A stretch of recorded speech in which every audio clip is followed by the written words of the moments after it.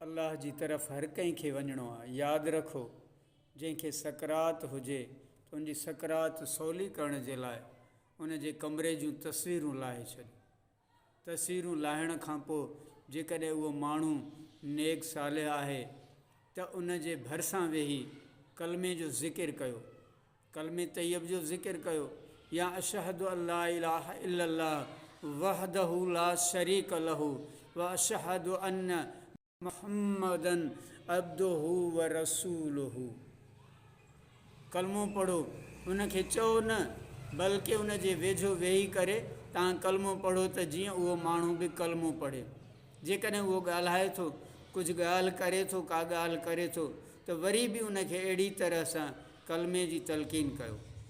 ऐं यादि रखो, उन कमरे खे तस्वीरनि खां ख़ाली कयो ऐं उन जे भर में वेही करे क़ुरान शरीफ़ जी दिलि सूरह यासीन जी तिलावत करियो त जीअं उन जी सकरात में सवली थिए, आसानी थिए, अल्लाह ॾे वञण में उनखे आसानी थिए। सुभान अल्लाह। अल्लाह सभ जे मौत में आसानी फ़रमाए, सकरात में असां सभ जो ख़ात्मो ईमान ते कलमे सां नसीब फ़रमाए।